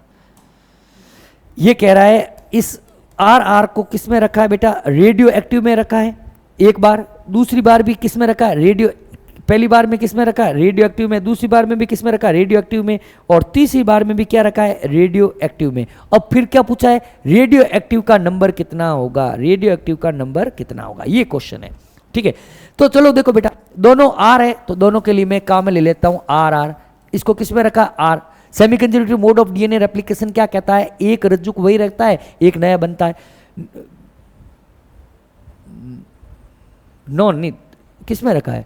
नॉन रेडियो एक्टिव में रखा है ना बेटा, एनआर में रखा है, एनआर में रखा है, नॉन रेडियो एक्टिव में रखा है, ठीक है, नॉन रेडियो एक्टिव में रखा है ना, ठीक है ना। तो ये थोड़ा सा आप लोग ध्यान रखना किस में रखते हैं। रेडियो एक्टिव को किस में रखा है बेटा? इसमें इसने रखा है नॉन रेडियो एक्टिव, एनआर के अंदर रखा है, एनआर के अंदर रखा है।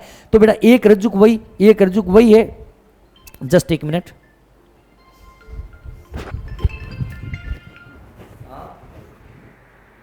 मैं तो क्लास ले रही हूँ, कहीं क्या थी, ठीक है।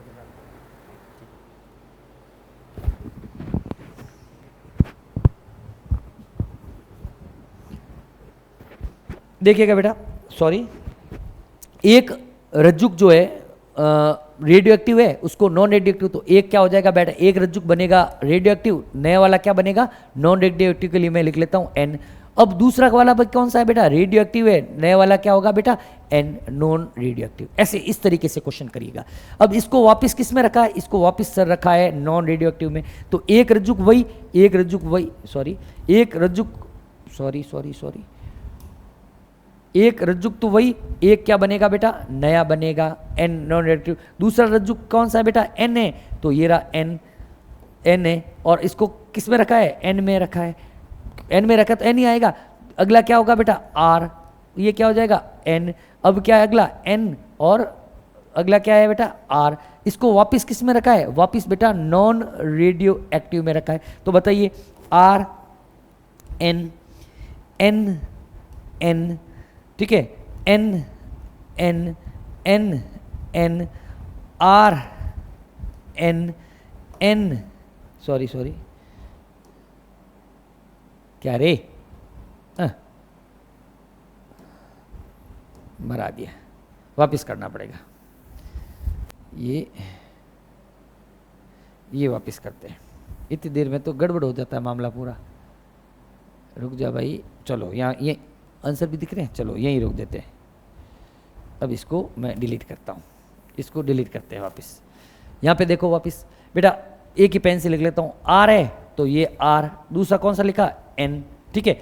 अब ये एन वाला लिया, इसको भी नॉन रेडियो एक्टिव में रखा था, ये हो गया, ये वाला कंप्लीट हो। अब इसको लेते हैं एन और एन, दूसरा वाला एन, एन और एन, फिर है आर, उसको क्या किस में रखा है एन में रखा है, फिर क्या है एन है तो उसको किस में रखेंगे एन में रखा है, फिर क्या है एन है उसको किस में रखा है एन में रखा है, और फिर रखा है आर और उसको किस में रखा है एन में।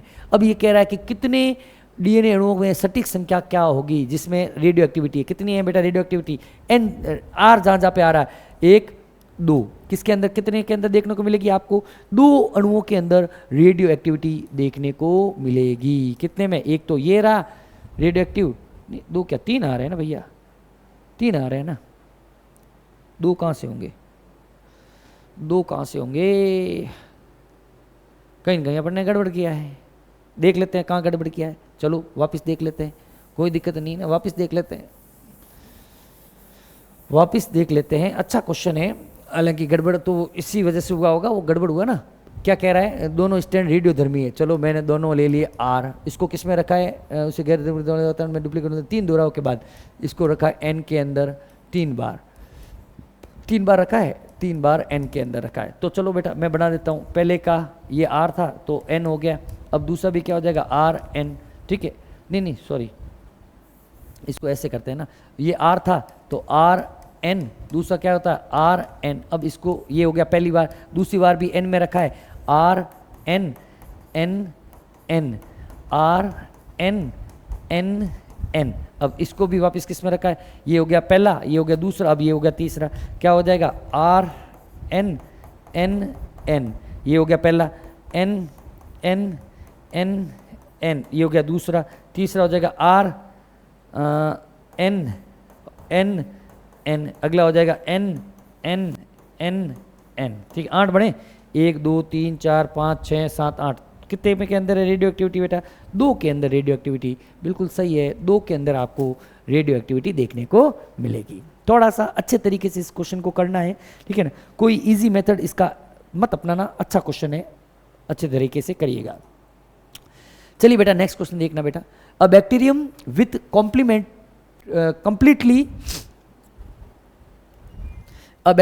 completely radioactive DNA was allowed to replicate in a non-radioactive medium for 2 generations. What percentage of bacteria should contain radioactive DNA? पूर्ण रूप से रेडियोधर्मी डीएनए को एक जीवाणु में को 2 पीढ़ियों के लिए, अब देखो बेटा यहाँ पे करो, इसके लिए क्या ले लोगे बेटा आर ले लोगे, 2 पीढ़ियों तक किस में रखा है एन में रखा है, ठीक है, आर तो क्या आ जाएगा पहला बेटा आर एन, दूसरा क्या हो जाएगा आर एन, सही बात है, 2 पीढ़ियों तक कह रहा है तो ये कर लिया आर एन, ये आर लिखो आर एन, दूसरा क्या हो जाएगा बेटा एन एन, तीसरा क्या हो जाएगा आर एन, और चौथा क्या हो जाएगा एन एन। अब ये पूछ रहा कितने प्रतिशत जीवाणु में रेडियोधर्मी डीएनए होगा, कितने में आया 4 में 2 में आएगा, मतलब 50% जो है वो आंसर जो है आपका चला जाएगा। क्लियर है, डीएनए के एक रज्जु का सार अनुक्रम ये है तो उसके पूरक रज्जु का अनुक्रम पूछा है, बिल्कुल ठीक है ना, जी के सामने सी होगा, जी के सामने सी, यहाँ लिख लेता हूँ, यहाँ लिख लेते हैं, जी के सामने सी टी ए कहाँ पे आ रहा है, सी टी ए एक में ही आ रहा है, चौथा ऑप्शन। सभी नहीं मिलाने बेटा, सभी मिलाने बैठोगे पड़ोस के घर में डॉक्टर पैदा होंगे, अपने घर पे पैदा नहीं होंगे, ठीक है। निकाल दोगे आंसर, आंसर जो है चौथा आपके चला जाएगा, कोई दिक्कत नहीं है। चलिए बेटा नेक्स्ट क्वेश्चन देखते हैं बेटा, अगला क्वेश्चन क्या कह रहा है। Method of DNA replication in which two strand DNA separates and synthesise new strand, इसी को क्या बोलते हैं, डीएनए प्रतिलिपि की वह विधि जिसमें डीएनए के दो रज्जुक अलग हो जाते हैं और एक नए रज्जुक का संश्लेषण करते हैं। डीएनए रेप्लिकेशन हमेशा कैसा होता है बेटा, semi conservative mode of DNA, दो अलग हो जाते हैं और नए रज्जु का संश्लेषण करते हैं, अर्धसंरक्षी प्रकृति को प्रदर्शित कर रहा है। नेक्स्ट क्या कह रहा है, during replication of bacterial chromosome DNA synthesis starts from a replication origin site and, जीवाणु गुणसूत्र की प्रतिकृति के दौरान डीएनए संश्लेषण प्रतिकृति मूल स्थान से शुरू होता है, और सब जानते हैं मूल स्थान को बोलते हैं बेटा ओराई, क्या बोलते हैं ओराई, ओरिजिन ऑफ रेप्लिकेशन। और अपन सब जानते हैं प्रोकैरियोटिक सेल के अंदर ओराई जो होता है, ओराई की जो दिशा होती है, ओराई की दिशा, दोनों दिशाओं के अंदर जो है वह ओराई मूव करता है, रेप्लिकेशन करता है। RNA primer are not involve, नहीं बेटा आरएनए तो चाहिए ही चाहिए। इज फैसिलिटेटेड बाय टेलोमेरेज, नहीं बेटा। मूव्स इन वन डायरेक्शन नहीं होता है, moves in bidirectional only, द्विदिशी तरीके से आगे की तरफ बढ़ता है। डायग्राम से समझा देता हूँ, ये देखिए बेटा इस तरीके से जो इसको क्या बोलते हैं बेटा, रेप्लिकेशन फॉक बोलते हैं। और ये क्या है, ओराई है, ये है ओराई। ओराई जो है दोनों दिशाओं के अंदर मूव करता है। ये पूरी स्ट्रक्चर तो क्या हो जाएगी बेटा आपके रेप्लिकेशन फॉक हो जाएगी, पूरी तो हो जाएगी आपके रेप्लिकेशन फॉक। और यहाँ पर ये एक ओराई ये रहा और एक ओराई ये रहा, दोनों दिशाओं के अंदर ओराई जो है वह मूव करता है ताकि जो है फास्ट रेप्लिकेशन हो, फास्ट अनुलूकन हो, फास्ट जो क्या हो आपके अनुवादन हो। क्लियर है, चलते हैं बेटा आगे क्वेश्चन। अगला क्वेश्चन क्या कह रहा है, the nature of DNA replication is, वापिस आ गया क्या, नहीं वापिस तो नहीं, अभी पढ़ा है, सेमी कंजर्वेटिव होता है, अर्ध संरक्षी होता है। The direction of replication, direction की बात करते हैं बेटा, हमेशा ध्यान रखना, बहुत ही अच्छा और इंपॉर्टेंट क्वेश्चन है। नया बनने वाला न्यूक्लियोटाइड हमेशा 3' पर जुड़ता है। या इस क्वेश्चन के लिए मैं लिख लेता हूं, नया newly added nucleotide is always joins eight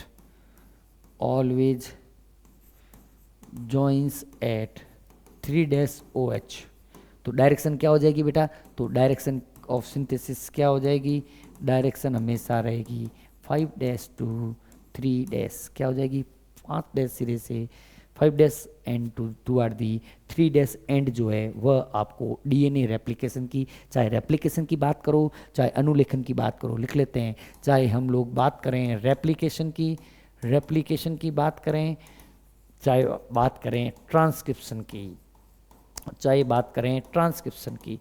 बात करें प्रतिलिपिकरण की, चाहे बात करें अनुलेखन की, दोनों की जो दिशा होती है, वह 5' to 3' होती है। ये चीज़ आपको ध्यान रखनी है, ठीक है बेटा। चलते हैं अगले क्वेश्चन की तरफ। कुछ नहीं बेटा, 5-7 क्वेश्चन और है। Semi conservative replication of DNA was proposed bye, DNA की अर्धसंरक्षी प्रतिकृति का प्रस्ताव किस वैज्ञानिक के द्वारा दिया गया था। तो बेटा यह जो semi conservative mode of DNA replication है, प्रूफ भले किसी और ने किया हो, लेकिन दिया किसने था, दिया आपके था वैज्ञानिक वाटसन और वैज्ञानिक क्रिक ने दिया था, ठीक है बेटा, ये ध्यान रखना। Which of the following enzyme is used in DNA multiplication, DNA गुणन में निम्नलिखित में से किस एंजाइम का उपयोग किया जाता है। तो कौन सा एंजाइम काम में आता है बेटा, डीएनए पॉलीमरेज एंजाइम जो है वह मेनली काम में आता है। आरएनए पॉलीमरेज तो कहाँ काम में आता है बेटा, आरएनए पॉलीमरेज एंजाइम आपके काम में आता है ट्रांसक्रिप्शन के अंदर। कहाँ काम में आता है, ट्रांसक्रिप्शन के अंदर, ठीक है। डीएनए एंडोन्यूक्लियस जो होता है, डीएनए एंडोन्यूक्लियस को डीएनए को अंदर से काटता है। इसको अपन लोग कहाँ यूज लेते हैं, इसको अपन लोग पढ़ते हैं बेटा बायोटेक के अंदर पढ़ते हैं, ठीक है। एक्सोन्यूक्लियस को भी कहाँ पढ़ते हैं बेटा, इसको भी बेटा अपन लोग पढ़ते हैं बायोटेक के अंदर। यहाँ पे कोई लेना देना नहीं है, आंसर क्या चला जाएगा, डीएनए पॉलीमरेज जो है वह जो एंजाइम है वह आपके काम में आता है। नेक्स्ट क्वेश्चन, ये इसके आंसर है। Mode of DNA replication in E coli is, E coli के अंदर डीएनए प्रतिकृति का तरीका पूछा है। सेमी कंजर्वेटिव होता है और दोनों दिशाओं के अंदर चलता है। अपन ने पढ़ा कि प्रोकैरियोटिक सेल के अंदर ओराई दोनों डायरेक्शन के अंदर मूव करती है, कंजर्वेटिव नहीं होगा, सेमी कंजर्वेटिव एंड यूनिडायरेक्शनल नहीं होता है। Semi conservative and bidirectional option number 4 के अंदर आपको देखने को मिल रहा है। डीएनए खंडों को जोड़ने के लिए, डीएनए के खंडों को अपन सब जानते हैं कि डीएनए जो रेप्लिकेशन होता है, ध्यान से देखना बेटा कि पढ़ा था हम लोगों ने, फिर भी एक बार और बता देता हूँ कि जो डीएनए रेप्लिकेशन होता है 2 तरीके से होता है। एक तो बोलते हैं कंटिन्यूअस डीएनए सिंथेसिस, एक स्ट्रैंड के ऊपर क्या होती है बेटा, कंटिन्यूअस डीएनए सिंथेसिस होती है। सतत डीएनए प्रतिलिपिकरण होता है। कैसा होता है बेटा, सतत संश्लेषण होता है, सतत संश्लेषण होता है। जो कंटिन्यूअस पढ़ाई करेगा, जो कंटिन्यूअस पढ़ाई करेगा वही लीड करेगा, इसलिए लीड से मैंने यहाँ पे ले लिया लीडिंग स्ट्रैंड। क्या ले लिया बेटा, लीडिंग स्ट्रैंड ले लिया। और दूसरे स्ट्रैंड पर क्या होती है बेटा, डीएनए की सिंथेसिस डिसकंटिन्यूअस होती है। क्या होती है बेटा, डिसकंटिन्यूअस डीएनए सिंथेसिस होती है। असतत डीएनए का निर्माण होता है, असतत डीएनए संश्लेषण होता है, डीएनए संश्लेषण होता है। इसको बोलते हैं बेटा lagging strand, lagging strand, lagging strand कहते हैं। इसके ऊपर डीएनए के जो फ्रेगमेंट्स होते हैं उनको कहा जाता है बेटा ओकाजाकी खंड। और ये क्वेश्चन यही पूछ रहा है कि ओकाजाकी खंड में डीएनए को खंडों को जोड़ने के लिए कौन से एंजाइम को यूज़ किया जाता है बेटा, किसको करते हैं, डीएनए लाइगेज को किया जाता है। क्या हो जाएगा आंसर आपके, DNA ligase, DNA ligase enzyme जो है वह आपके काम में आता है। क्लियर है चीज। अगला क्वेश्चन देखिएगा बेटा, अगला क्वेश्चन आपके स्क्रीन के ऊपर कुछ इस प्रकार से है, देखिएगा। Okazaki fragments are synthesise on, Okazaki अभी अपन ने बताया कि लेगिंग स्ट्रैंड जो होता है डीएनए का, लेगिंग स्ट्रैंड के ऊपर आपके ओकाजाकी फ्रेगमेंट्स बनते हैं। ओकाजाकी कौन थे बेटा, साइंटिस्ट थे। Short fragments of DNA which are formed on lagging strands are called as Okazaki, lagging strand of DNA only. Answer जो है केवल डीएनए के पश्चगामी, हिंदी में बोलते हैं पश्चगामी, अच्छा, लीडिंग को बोलते हैं अग्रगामी। अच्छा, बहुत बढ़िया, मुझे भी आज अच्छा हिंदी अच्छी कवरअप हो रही है, बहुत मजा आ गया। ठीक है, नेक्स्ट देखना बेटा, अगला क्वेश्चन देखना बेटा। अगला क्वेश्चन आपके स्क्रीन के ऊपर ये रहा, डीएनए प्रतिकृति में शामिल है। डीएनए लाइगेज अभी अपन ने बताया कि डीएनए लाइगेज जो होता है, DNA polymerase and ligase, RNA polymerase and ligase, all of these कौन सा होगा बेटा, DNA polymerase and ligase enzyme जो होते हैं वह आपके रेप्लिकेशन के अंदर काम आते हैं। अगला क्वेश्चन ये हमने कर लिया।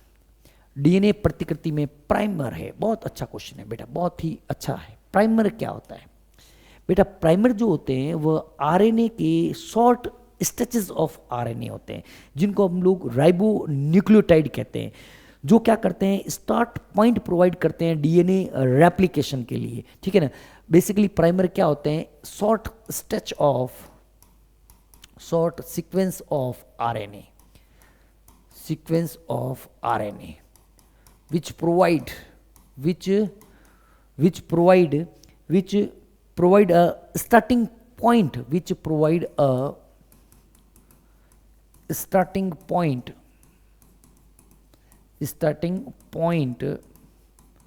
for DNA replication। ठीक है, क्या होंगे बेटा, स्मॉल डीऑक्सीराइबो न्यूक्लियोटाइड पॉलीमर होता है या स्मॉल राइबो न्यूक्लियोटाइड आरएनए के पॉलीमर होते हैं, तो राइबो न्यूक्लियोटाइड बी जो है वह आंसर आपके चला जाएगा। क्लियर है चीज बेटा। अगला देखना बेटा, ये कर लिया अपन ने। The strand of DNA which does not code for anything is referred to as, DNA का वह रज्जुक जो किसी भी चीज के लिए कूट लिख नहीं करता है, क्या कहलाता है। देखना बेटा, एक सिंपल सा मैं आपको डायग्राम बता देता हूँ, हर एक तरीके के क्वेश्चन जो है वो आपके सॉल्व हो जाएंगे। दिख रहा है? चलो दिख रहा है।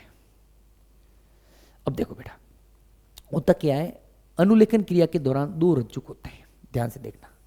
एक होता है 5 से 3 और एक होता है बेटा 3 से 5। इसके अंदर जो टेम्पलेट के रूप में काम में आता है, टेम्पलेट के रूप में ये स्टैंड काम में आता है, टेम्पलेट के रूप में काम में आता है ना, टेम्पलेट के रूप में आपके ये रज्जु काम आता है, तो इसको बोलते हैं बेटा टेम्पलेट स्ट्रैंड। क्या बोलते हैं बेटा? टेम्पलेट स्ट्रैंड बोलते हैं। टेम्पलेट के विपरीत वाला जो होता है, अपोजिट वाला होता है, उसको बोलते हैं बेटा कोडिंग स्ट्रैंड। क्या बोलते हैं? कोडिंग स्ट्रैंड कहा जाता है। तो देख लीजिए कौन सा स्ट्रैंड काम में नहीं आता है, कौन सा काम टेम्पलेट स्टैंड काम में आता है? एंटी सेंस स्टैंड, इसी को बोलते हैं टेम्पलेट स्टैंड को क्या बोलते हैं बेटा? एंटी सेंस स्टैंड बोलते हैं। एंटी सेंस स्टैंड उसको बोलते हैं बेटा सेंस, इसको एंटी सेंस, इसको क्या बोलते हैं बेटा? सेंस स्टैंड भी कहते हैं। Coding stand, non coding stand, ये कोडिंग है तो ये सीधी, नॉन कोडिंग वैसे वर्ड काम में नहीं लेते हैं, तो यहाँ पर जो है आंसर जो है आपके कौन सा स्टैंड काम में नहीं आता है? कोडिंग रज्जुक जो है वह काम में नहीं आता है। क्लियर है? चलते हैं बेटा अगले क्वेश्चन की तरफ। During DNA replication discontinuously synthesize fragments are later joined by the enzyme. Discontinuously synthesize अभी अपन ने कहा, इन्हीं को अपन लोग ओकाजाकी फ्रेगमेंट्स कहते हैं। क्या बोलते हैं बेटा? ओकाजाकी फ्रेगमेंट कहते हैं। ठीक है, इस स्टैंड को क्या बोलते हैं बेटा? इस स्टैंड को बोलते हैं लेगिंग स्टैंड, पश्चगामी। क्या बोलते हैं? Lagging stand. किसके द्वारा जोड़ा जाता है? डीएनए लाइगेज एंजाइम के द्वारा इनको आपस में जोड़ने का काम किया जाता है। अगला क्वेश्चन देखिएगा बेटा, अगला क्वेश्चन क्या कह रहा है देखते हैं। रेप्लिकेशन फॉक इज, प्रतिकृति द्विशाखक क्या है? बेटा अपन सब जानते हैं कि डीएनए जो मॉलिक्यूल होता है, डीएनए मॉलिक्यूल काफ़ी लॉन्ग होता है। ठीक है, दो स्ट्रैंड को separated in their entire length, दोनों स्ट्रैंड को पूर्ण रूप से एक साथ खोलना पॉसिबल नहीं है। ठीक है, तो मतलब ये डीएनए है, इसको पूरा ना खोल कर थोड़ा सा खोला जाता है। ये जो स्ट्रक्चर यहाँ पे बनती है, ये सपोज मैं कह रहा हूँ 5 से 3 है, ये 3 से 5 है, तो पूरा ना खोल के थोड़ा सा खोला जाता है, इसी को बोलते हैं बेटा रेप्लिकेशन फॉक। अगर ये इतना सा आपको याद है तो 101% कह रहा हूँ क्वेश्चन आपका सॉल्व हो जाएगा।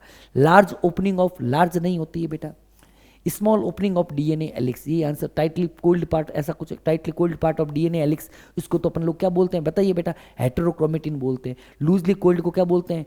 यूक्रोमेटिन बोलते हैं। ये तो किसकी बात कह रहा है? ये कह रहा है हेटेरोक्रोमेटिन होते हैं, और ये क्या होते हैं बेटा? लूजली होते हैं, उनको बोलते हैं यूक्रोमेटिन। अगला क्वेश्चन देखिएगा बेटा, अगला क्वेश्चन क्या है? The DNA dependent DNA polymerase catalyse polymerisation of. DNA dependent DNA polymerase, बेटा देखो डीएनए डिपेंडेंट डीएनए पॉलीमरेज होता है, एक होता है आरएनए डिपेंडेंट डीएनए पॉलीमरेज। ठीक है, तो डीएनए आसिद्ध डीएनए पॉलीमरेज बहुलीकरण को प्रेरित करता है। किस डायरेक्शन के अंदर करता है बेटा? डीएनए रेप्लिकेशन हमेशा अपन ने अभी पढ़ा कि कौन सी डायरेक्शन के अंदर होता है? 5 to 3 डायरेक्शन के अंदर डीएनए रेप्लिकेशन होता है। चलिए बेटा, main enzyme of DNA replication is, main enzyme कौन सा होता है बेटा? अभी अपन ने पढ़ा डीएनए डिपेंडेंट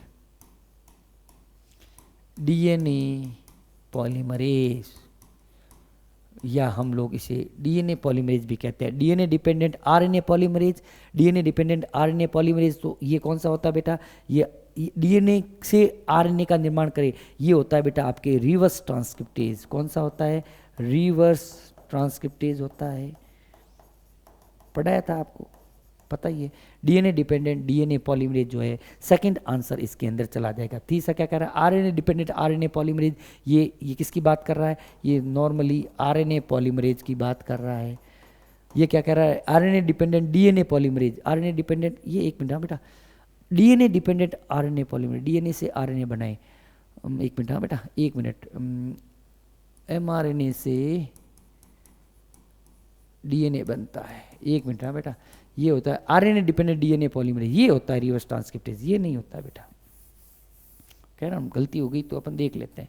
ये जो होता है वह आरएनए डिपेंडेंट डी आरएनए से डीएनए बनाता है, ये होता है रिवर्स ट्रांसक्रिप्टेज, ये होता है आपके रिवर्स ट्रांसक्रिप्टेज। ये कौन सा होता है? DNA dependent RNA polymerase, DNA से आरएनए बनाए, RNA dependent RNA polymerase, RNA से आरएनए बनना ये नहीं होता है, ठीक है ना, ये मैंने बेटा उल्टे लिख दिए थोड़ा सा। डीएनए से DNA dependent RNA polymerase, DNA से आरएनए बना रहा है, अनुलेखन में काम में आता है, ये आपके आरएनए पॉलीमरेज होता है, आरएनए पॉलीमरेज होता है। और आरएनए से आरएनए बना रहा है, आरएनए एंजाइम से होते हैं, ठीक है बेटा, ये आपके हो गए।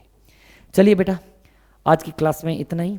नेक्स्ट इसी चैप्टर के और भी कई सारे एमसीक्यूज हम लोग करेंगे। अभी लगभग 3 या 4 क्लासेस इस एमसीक्यूज मॉलिक्यूलर बायोलॉजी के एमसीक्यू हम लोग करेंगे बिल्कुल अच्छे तरीके से। अभी तक अपन ने रेप्लिकेशन कंप्लीट किया है, ट्रांसक्रिप्शन में घुसे हैं, इसके बाद ट्रांसलेशन होगा, ह्यूमन जीनोम प्रोजेक्ट्स आएंगे, बहुत सारा इसमें अभी तक बचा है। तब तक के लिए थैंक यू वेरी मच।